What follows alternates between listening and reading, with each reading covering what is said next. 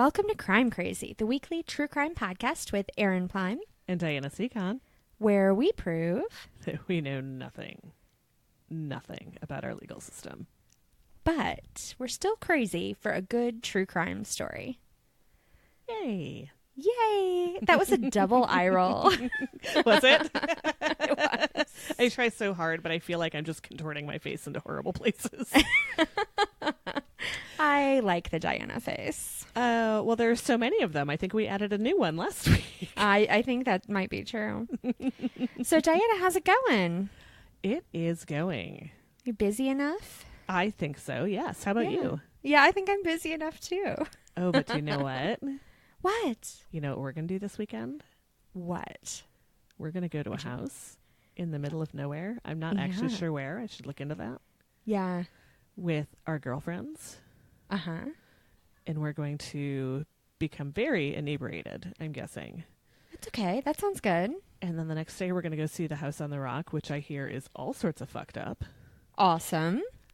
And then I think more inebriation. Yeah. I think there's a deck or something. There's some water? Yeah. Like maybe a lake. I might remember my swimsuit, which I forget every time. Oh, I didn't even think about that. I should find my swimsuit. I have so many because I've had to buy them at my destination. So many times. That's funny. Well, I am looking forward to that break. But you know what else I'm looking forward to? Me telling you that Crime Crazy is sponsored by... Yes. Yay! Seb Bryce. Thank you. Courtney Ellis. Thank you. And Dave Hatt. Thank you. Crime Crazy sponsors support us through Patreon at the $10 per month level or above, and they're awesome. Thank you. Yes. Awesome. A special thank you to all of our Patreon supporters. If you would like to be awesome like them, you should check out patreon.com/crimecrazypod. If you don't like Patreon, that's cool. We also have Buy Me a Coffee. Yes. Did I say it right? I feel you like I always did. forget that. You said it with a question mark at the end, but that is in fact what it is called. It is. And if you want to fact check me, go check out our website at crimecrazy.com because Aaron put cute little buttons there. I did. And all of our little episode art. Yes. Yeah. Did we do the shout out for the one that I lost last week? I believe that we did. Okay. Well, if not, hey, Pravina, we love you. Yay! If you'd like to receive a shout out, you can rate and review us on, I don't know what the damn podcast platforms are. I'm not going to lie. I have a bunch of them on my phone. Apparently iTunes is dead. Oh, cool. So find one of those, leave a review, maybe let us know about it so we know where it is. That's right. Also, we're still giving out stickers. So if you would like to email us at Erin, ERYN, at crimecrazy.com or Diana at crimecrazy.com, we will send you stickers. I will even go to the post office for you. That's an amazing offer, guys. You should take her up on it immediately. You should see the pile of returns I have because I do not want to go to the post office. You can also follow Crime Crazy on all the social medias at Crime Crazy Pod.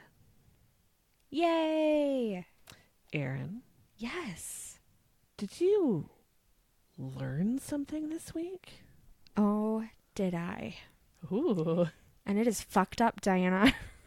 Yes. That's kind of what I needed. So the way that I learned this is I said to my darling husband, what should I learn about this week? Actually, I said it to Tobin too, but his answers were mostly like Minecraft and whether or not you can beat me in Mario Kart and stuff like that, which is clever. Can you beat him in Mario Kart? I can beat him in the races. I cannot usually beat him in the battles. That little sucker is evil. He has been taught well. Yes, it is true. So, what David found for me is something called Radathor. Are you going to kill me with that? Well, I could. Holy shit. So, I mean, I couldn't because I don't have any. But if we were living in the early 1920s, I would potentially have access to Radathor, which was a medicine/energy drink. Oh, God. that was basically triple distilled water and radium. That will certainly do the job, won't it? Eventually. It did some jobs, yes. So it was manufactured from just before 1920 until like through most of the 1920s. Mm-hmm. And it was marketed as basically a cure-all. It could cure impotence, it could cure injury, it could like make you buff, it could just anything that might be wrong with you or anything that you wanted to change, you just drink Radithor. So if we could get our hands on some of that. Yeah. I've got a sinus infection. It would definitely cure your sinus infection until. Well, I was going to say, I also have a fat ass, but I feel like the radiation would also take care of that at some point. Yes. Mm-hmm. So I'd like to tell you about one person who took Radithor, oh, no. whose name was Ebenezer Byers, who went by, I guess, Eben? Better. Yeah. So Eben was like an athlete. He was an amateur golf champion. He was very preppy, and was relatively successful until in 1927 he fell and he injured his arm. Mm-hmm. And I don't know what kind of injury this was, but apparently it was painful. Mm-hmm. And so for his pain, his doctor prescribed him Radithor. And Radithor was by this point, it was a relatively established product because this was 1927, which was like almost the end of Radithor. In fact, Byers had a lot to do with the end of Radithor. But basically, it was created by this guy who had been a medical student and then dropped out, but just told everybody he graduated, which was a lot easier to do in like the 1910s. And so he told everybody that he was a doctor and he created this stuff. And he said that it would stimulate your endocrine system.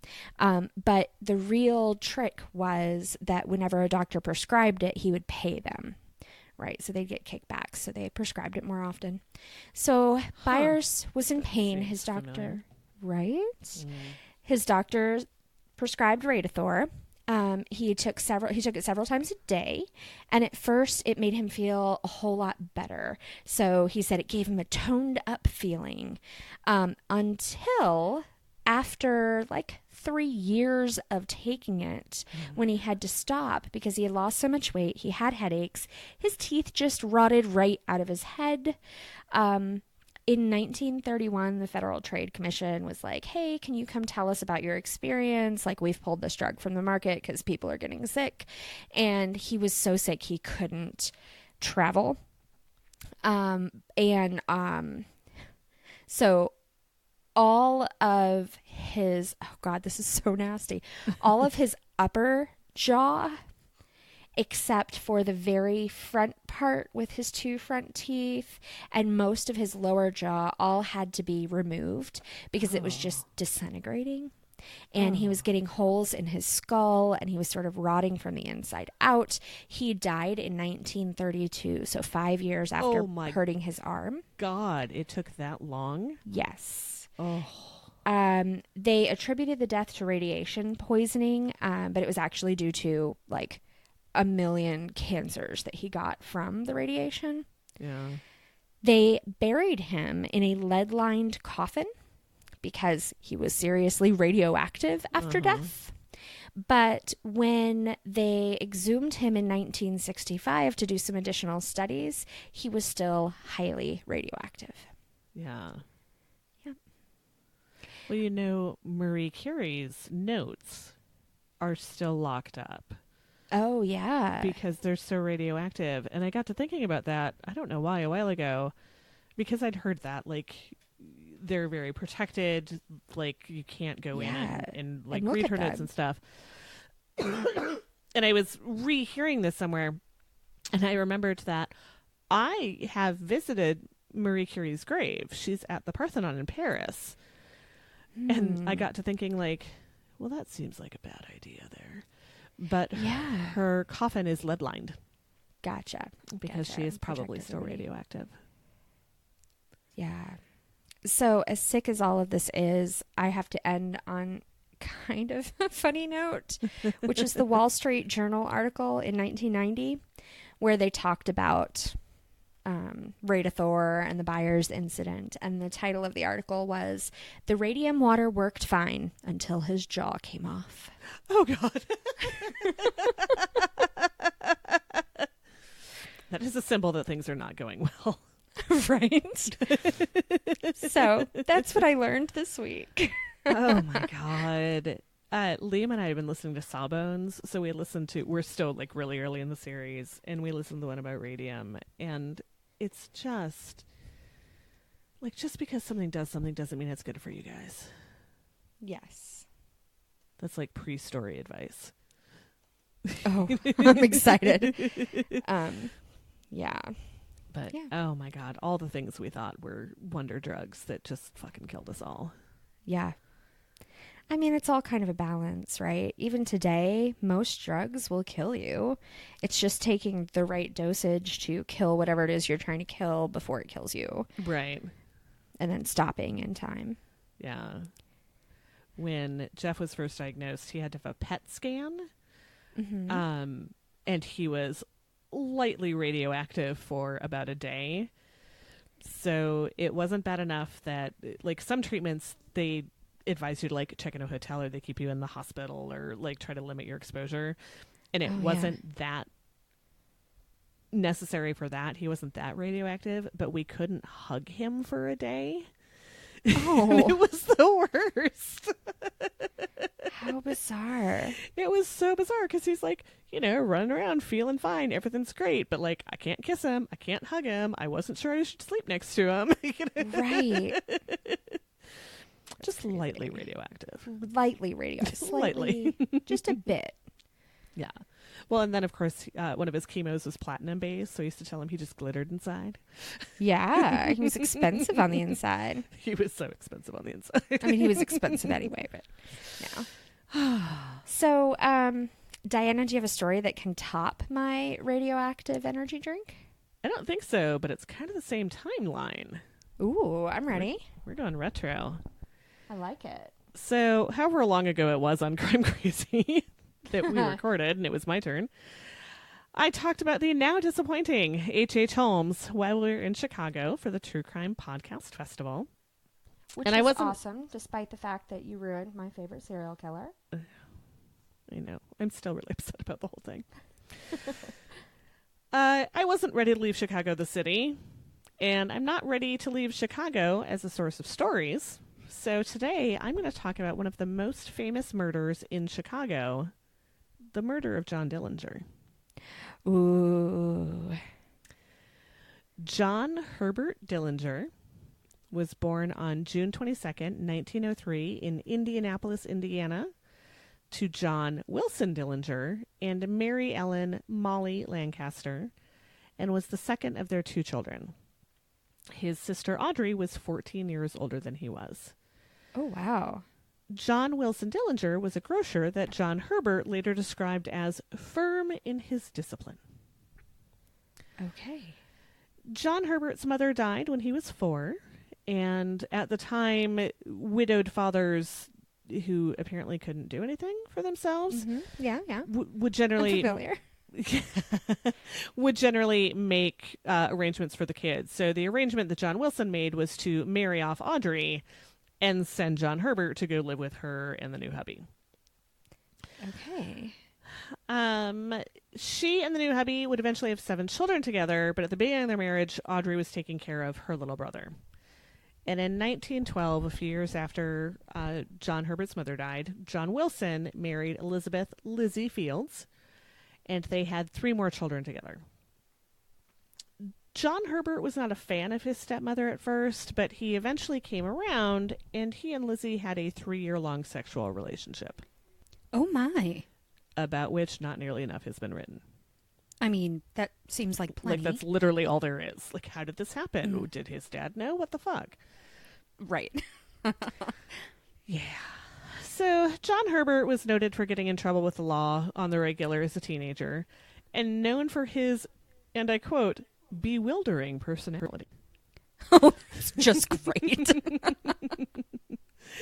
He quit school to go work in a machine shop in Indianapolis, but his father thought that the big city was corrupting his son, so he moved the whole family to Mooresville, Indiana in 1921.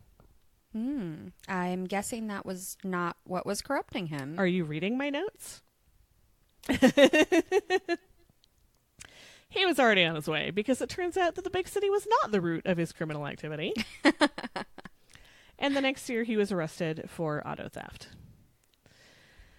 His troubles with the law and his father, who wasn't exactly thrilled about this latest development, led him to enlist in the Navy, where he was a petty officer 3rd class, but he deserted ship a few months later in Boston and was eventually dishonorably discharged. Because we couldn't see that one coming. He moved back to Mooresville and married Beryl Ethel Hovius. Oh my God. That poor woman. Yeah. In 1924. He tried to go on the straight and narrow for a while, but he was really bad at holding down a job and being a married man.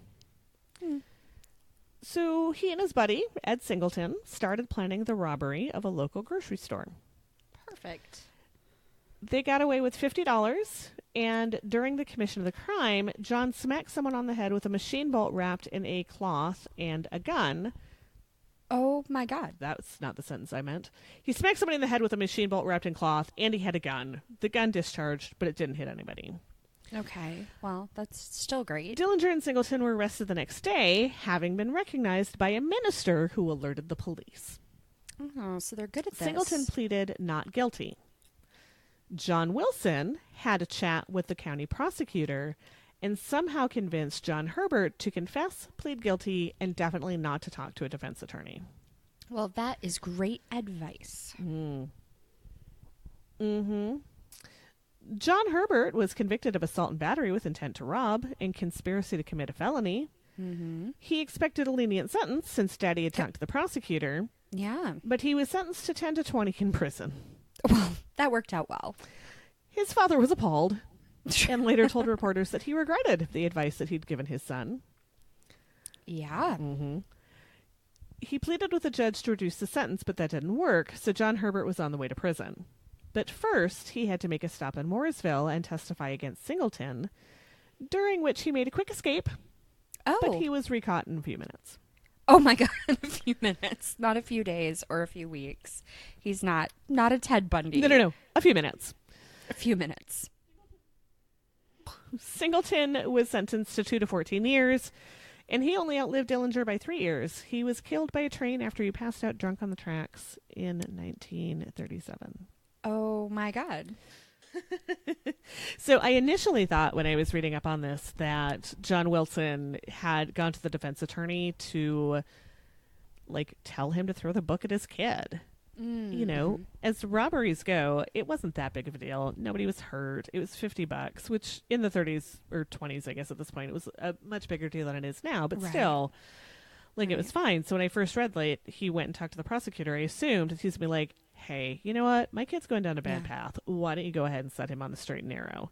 Right. That makes sense. But throughout all of this, and we'll get to it a little bit more, he was working to get his kid out. He appealed to the judge after John was sentenced and was like, that is way too much for this crime. Will you reduce it? And the judge said no.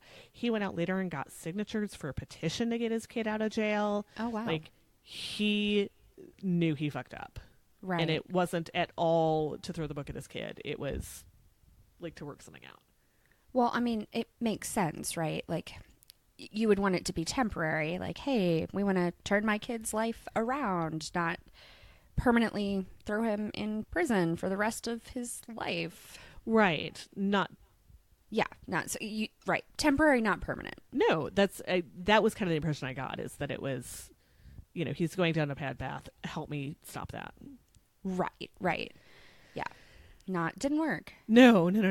So, as we all know, prison's just a training ground for criminals, and studying crime seems to be what Dillinger decided to do with his time inside. Well, what a great use of time. What else you can do? True. When he was admitted to the Indiana Reformatory, he was quoted as saying, "I will be the meanest bastard you ever saw when I get out of here." Well, that's great. Some good reform happening there. He befriended lots of other criminals, specializing in bank robbery. Great. His new friend, Homer Van Meter, taught Dillinger how to be a successful criminal, and he and his buddies planned all the crimes they'd get up to after they were released. A great use of time. Dillinger also studied Herman Lamb's meticulous bank robbing system and used it extensively after he was released from prison. Lamb's system was inspired by the military, and tactics included the use of roles during the robbery, like lookout, getaway driver, lobby man, vault man. Nice. They also used modern weapons like the Thompson submarine Great. submachine gun, not submarine, Submarine gun. submarine gun, and bulletproof vests. And he also made GITs, which were detailed getaway maps to improve their chances of escaping after the robbery. Great. Powerful cars like the V8 Ford Coupes, which, by the way, was the favorite car of Clyde Barrow, were used for the robbery because they were high-powered. They could go faster than most other cars, but then they'd be discarded later to get the cops off to the trail. Right.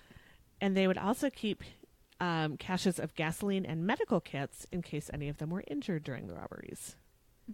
These are like Boy Scout bank robbers. Yeah, they are insanely well organized. They have, like, did they build a model? Is there a spreadsheet involved?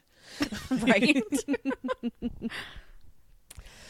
In 1933, after 9.5 years in prison, and maybe due to the 188 signatures on the petition that his father circulated, John Dillinger was released from prison. You may recall that 1933 was the height of the Great Depression. And faced with no prospects, Dillinger immediately went back to crime. I mean, that was his plan. He studied. Right. So, on June 21st, 1 month and 11 days after getting out of prison, Oh, wow. he robbed the New Carlisle National Bank in New Carlisle, Ohio, getting $10,000. In July, he knocked over the commercial bank in Daleville, Indiana. That got $3,500. Okay. In August, Bluffton Bank of Bluffton, Ohio, was relieved of $6,000. Relieved. Okay. And later in August, he hit Massachusetts Avenue State Bank in Indianapolis, getting $21,000. He's doing great. So Dayton police were on his tail. He was captured by them and taken to jail in Lima, which, because I have lived in Ohio, I know it's pronounced Lima and not Lima like it's fucking spelled. Well, you know, like lima beans. Lima, it's pretty near Versailles and Berlin. Yeah. Living in Ohio is very frustrating for me. When they were searching him on his way into jail, they found what looked like to be a prison escape plan, but Dillinger wouldn't tell them what it really was. Well, duh. It was 100% an escape plan. Right. While he was in the Indiana Reformatory, he helped plot the escape of 8 guys he'd met in prison, most of whom worked in the laundry. Great. Dillinger arranged for guns to be smuggled into their cells, and they used those guns to escape 4 days after Dillinger was captured in Ohio. 4 days. This group was known as the First Dillinger Gang, and as soon as they got out, 3 of them hauled ass to Lima. Right. The 4 arrived in Lima on October 12th and impersonated Indiana state police officers, saying that they were there to extradite Dillinger back to Indiana. Nice. When asked for their credentials, Harry Pete Pierpont shot the sheriff dead, released Dillinger, and went back to Indiana. Well, there you go. The gang went on the lam, hitting 4 more banks to the tune of $114,822. Holy shit. Between October of 1933 and January of 1934, going as far west as Racine, Wisconsin. Besides robbing the banks, the gang would also rob state police arsenals to stock up on machine guns, rifles, revolvers, ammo, and bulletproof vests. Oh, yeah, I gotta have the weapons. On December 14th, 1933, Chicago Police Department Detective William Shanley was killed. The police suspected that the robbery of the Unity Trust and Savings Bank was the work of the Dillinger Gang. It wasn't, but Detective Shanley was following up on a tip that led him to Dillinger Gang member John Red Hamilton at a local garage. Oh. When Shanley approached Hamilton, Hamilton shot him. Just for being there.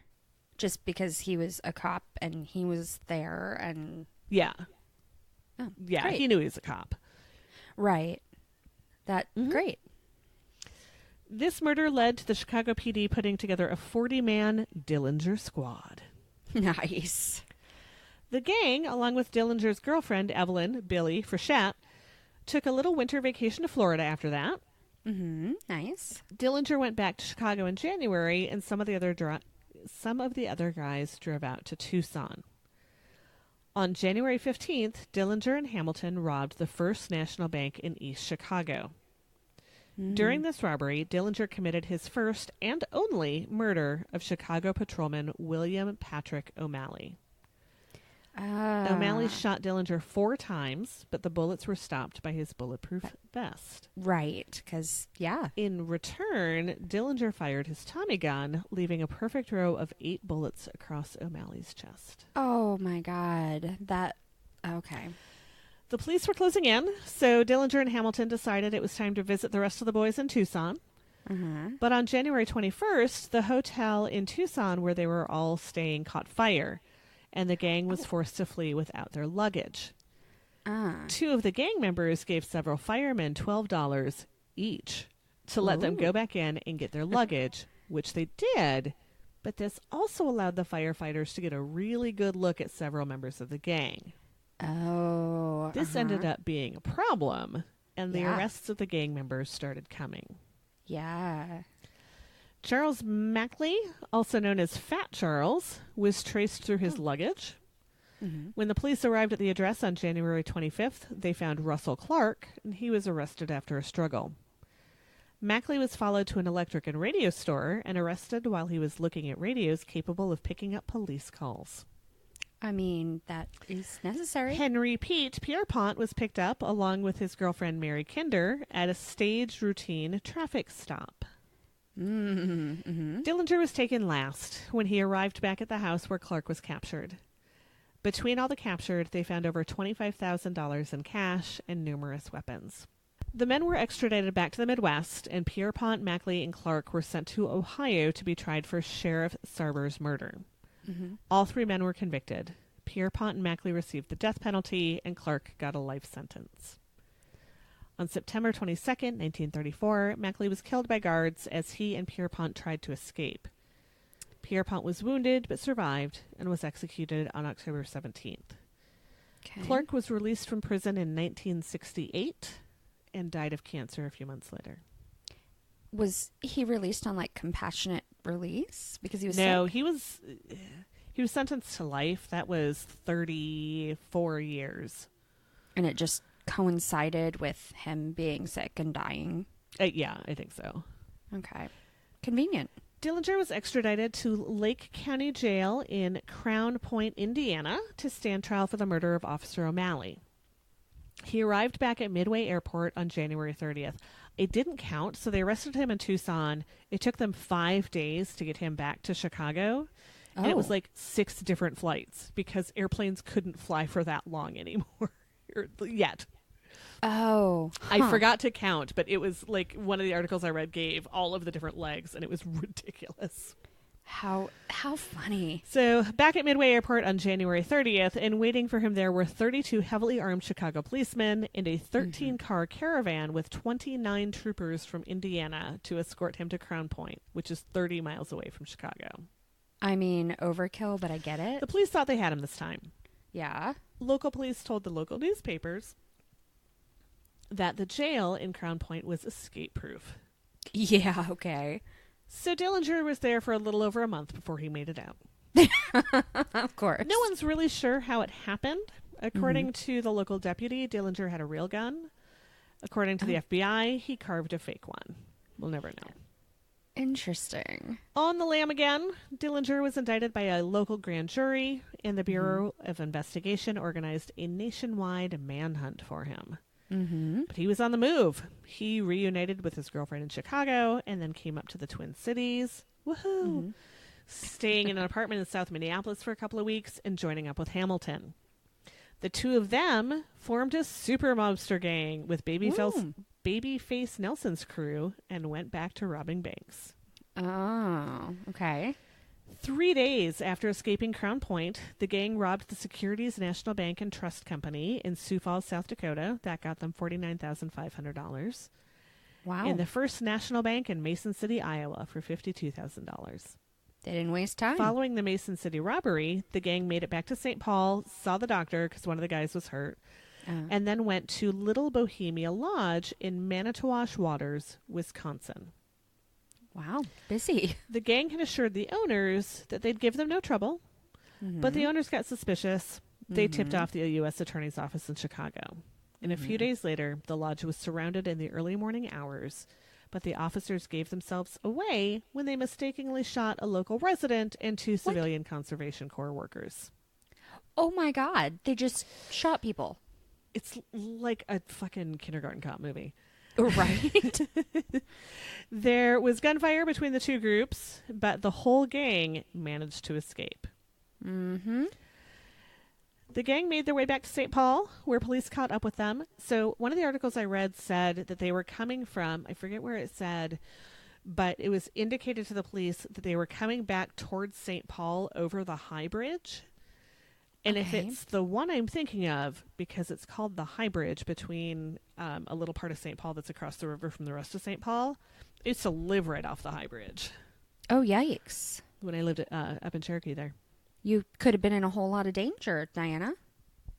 Well, I could have been. I mean, there was that shootout in front of my apartment building. No. I mean, you're old enough to have been around during this danger. Yes. Well, either way. Yeah. The gang made their way back to Chicago. Police caught up with them. There was a 20-mile car chase. Oh. Hamilton was shot during the chase and later died of his injuries at the Barker Carpus hideout in Aurora, Illinois. Oh. 1 week after Hamilton's death, the gang robbed the First National Bank of Fostoria, Ohio, which got them $17,000, and then the Merchants National Bank of South Bend, Indiana, which got them $29,890 on June 30th. They were back But on. by July, the feds didn't have any idea where Dillinger was. Great. He was in Chicago. Okay. He took the name of Jimmy Lawrence, and he found a job as a clerk. He thought that he could get lost in the shuffle of a big city, but what he didn't know is that Chicago was the epicenter of the federal dragnet trying to take him down. Oh, my God. How unlucky. Once the authorities found his car, which was all covered in blood on a side street, they knew he was in town. Yeah. On July 21st, the woman in red, Ana Campañas. Sure. There are a lot of accent marks I don't understand. The madam of a brothel in Gary, Indiana, contacted the authorities and offered information about Dillinger's whereabouts in exchange for their help in preventing her deportation. Mm-hmm. Her terms were agreed to, but she was later deported anyway. Oh, my God. That's what we do. Of course. Anna reported that Dillinger was seeing another sex worker, Polly Hamilton, and that she and the couple would be going to a movie the next day. She wasn't sure if they'd be going to the Biograph or the Marlboro, but she did say that she'd wear an orange dress so that she could be easily identified. Okay. Smart. The police were split into 2 groups, and each group staked out one of the theaters. Mm-hmm. At approximately 8:30 p.m., 3 members of the Dillinger gang went into the Biograph Theater, which was showing Manhattan Melodrama starring Clark Gable. When the film ended, an agent stood by the front door and signaled that Dillinger was coming by lighting a cigar. Multiple agents later said that Dillinger looked right at him, glanced across the street, and reached into his pocket, but did not grab his gun. He ran to an alley. 3 agents pursued and fired. Dillinger was hit from behind 4 times. The fatal bullet entered through the back of his neck, severed his spinal cord, passed into his brain, and exited just under his right eye. Yikes. The exit wound can be seen on the death masks that were taken. Yeah. His body was put on display at Cook County Morgue, and it's estimated that 15,000 people came to see his body over a day and a half. Okay. He is buried at Crown Hill Cemetery in Indianapolis, Indiana, and the man who was credited with delivering the fatal shot to John Dillinger was given a letter of commendation. Oh, my God. Well, I mean, I guess murder's okay. So I skipped over a lot. Like, there is so much. So many more gun battles. Lots of girlfriends. A case of gonorrhea. The wife left him, obviously. Yeah. He got mixed up in the St. Paul crowd that we've talked about before. Right. Got in with Babyface, and apparently had ties to the Barker Carpus gang, although the only thing I ever saw was that the one guy went there to die. But what really got me, and when you think of John Dillinger, well, first of all, what I always think of is that I'd always heard that John Dillinger shot his way out of the Lexington, which was my grandpa's favorite restaurant. And he didn't. He, like, there was something with the Lex or something on that block, but it wasn't that, which is too bad because it's a cool story. You just like ruining all the legends, Diana. Yeah. Well, I don't know where I ever heard that, but it definitely isn't true. Like, I couldn't even find a rumor, so I don't know if that's something like somebody told me they're that or what. But what really got me when I was researching this is this all happened in like a year and a half. Yeah, it's funny how many of these things seem so big, and then they go on forever and ever, and then you look at them and it's very short, just a couple weeks, couple years. No time has passed. And when you look at a lot of those mobster stories, the 30s, the rum runners and the bank robbers and all that shit, like Bonnie and Clyde were only active for a couple of years. This guy was only active for a couple of years. Barker Carpus was only active for a couple of years. Right. You think of all of this activity, the gangster stuff is taking up all of the 30s, but it really didn't. Well, I mean, it's a high-risk lifestyle. I mean, I don't think you can really do those things for all that long. Right. Well, and the feds were out to get them. This is when J. Edgar Hoover was just rising to power. This is a little bit before the FBI, so it was still the Bureau of Investigations. They were kind of feeling out, like, where their powers were and how much they could do and what their priorities were. But, at the beginning of the story, I called this a murder because it is. They murdered him. Yeah. And I don't want to say that I'm cool with crime for the most part, but he robbed banks. There was a murder. There were other people that died in the commission of the crimes, although a lot of them were his gang members getting shot by the cops. So there was definitely bad shit going on, but I don't think it's bad shit to the level of murdering him in an alley. Right. Playing devil's advocate, though, I mean, he was very well armed. He showed that he wasn't afraid of killing people. Like, he didn't value human life. I mean, they went out and robbed a bank, a week after their buddy died. No, but gotta eat. So I can see it being dangerous. And, for police to, I guess, escalate or make each other nervous or whatever. But they also shot him in the back. I don't know. Like, I got no time for that. No, it's true. I guess I just mean I can see it escalating. But it didn't. He saw them. He ran into an alley. They murdered him. Yeah. They didn't try to take him down. Nothing. Yeah. No, you're right. Not okay. Maybe I'm just overtired of police brutality. Also very fair. So that is the extraordinarily abbreviated story of John Dillinger. That is a crazy amount of crime. So crazy. And there's so much more. There's so much more crazy. So the other great part of the story is that I was doing the finishing touches here a little while ago up in my office, and Liam came in. I had the Wikipedia article open. Uh-oh. And he saw the mugshot. Like, when you picture John Dillinger, that's the picture that was up, right? Mm-hmm. And Liam said, "Who's that?" And I said, "That's John Dillinger." And he goes, "Oh, I know him. He's one of the guys that has his picture up at the Wabasha Street Caves." Oh, that's cool. Yeah, he went there on a field trip a few weeks ago and remembered that. He's so your kid. And he didn't want to go on that field trip. Yeah, this is where I sometimes wonder, like, how much of me is there in them, in him, because he's definitely down with the weird medical shit. We've been listening to a lot of that lately. But then he didn't want to go to this Wabasha Street Caves field trip. And I was like, oh my God, they're amazing. You should definitely go. And he'd been there before, which I didn't remember. And he's like, well, they're creepy. And I'm like, damn right they're creepy. Do you know what's happened down there? Right. It's awesome. It's awesome and historic and creepy and horrible. And right. Yeah, he liked it. Oh my God. Yeah. Yeah, he's very much your kid. But I think he's getting to the point where he's like, oh, it's not just my mom that knows this. Right. You're not just the only freak. This is a big deal.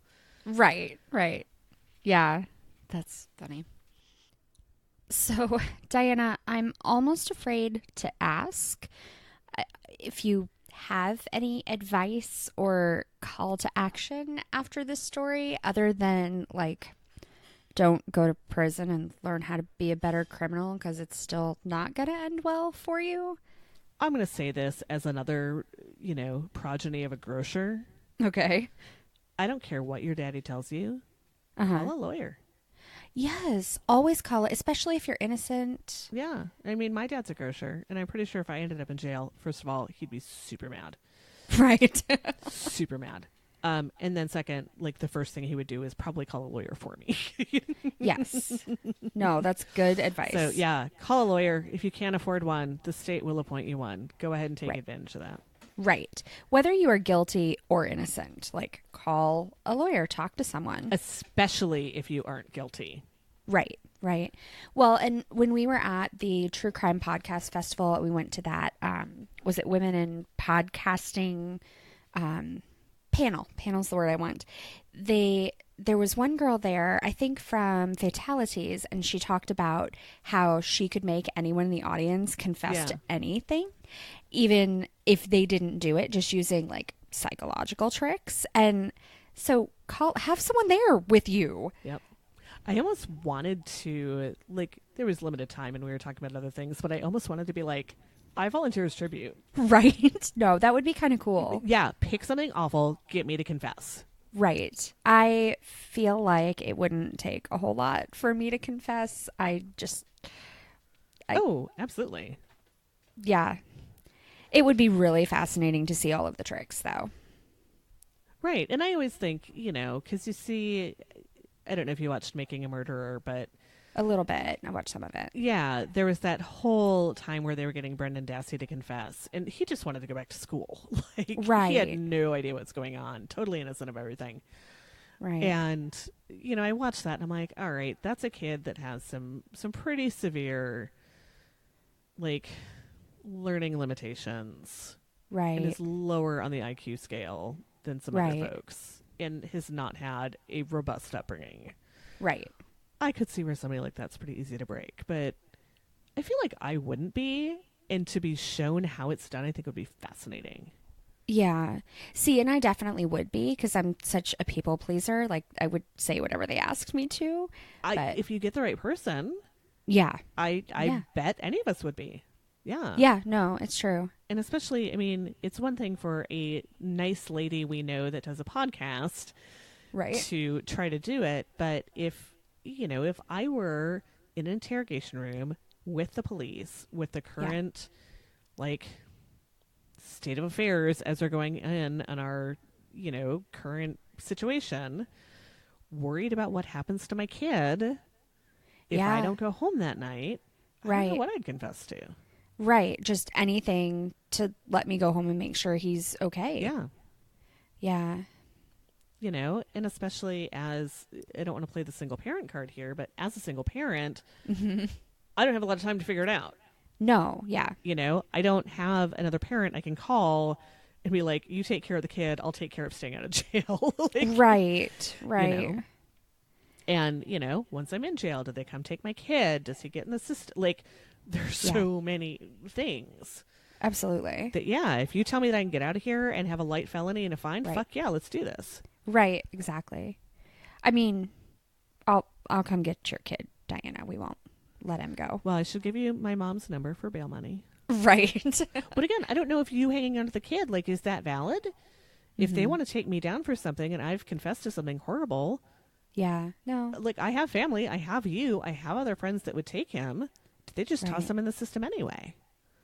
Well, I mean, And the police might use that as leverage, but there are limits to that too, right? Because like social services doesn't just want a ton of kids. Like if there's somebody who can take him, they're not going to take on another burden. Yeah. They have enough going on already. So I think it would be okay. Can I make suggestions as to where I would like him to be? Right. Go with these people. Don't go with these people. Right. Please avoid. Right. Not these guys. Call a lawyer. Call a And lawyer. then call your people. Yes, call your people. Make sure they're not in prison. Call them to let them know you're not in prison. Just check in. Say hey. Yeah. It's been real hot. Yeah. Make sure they're not super hot. Right. Well, I mean, we've covered murders where people murdered people because it was hot. So call your people. Oh my God. I could see where they're coming from. Right. Sometimes you're... Yeah, just so hot I'm going to kill someone. Oh, man. Sometimes when it's that hot, there's nothing that's going to help. No. So call your people. Make sure they're Call not your feeling people. stabby because it's hot. If they are Right. feeling stabby, bring them a lemonade or something. And a lawyer. Call them a lawyer. And don't end up on next week's episode.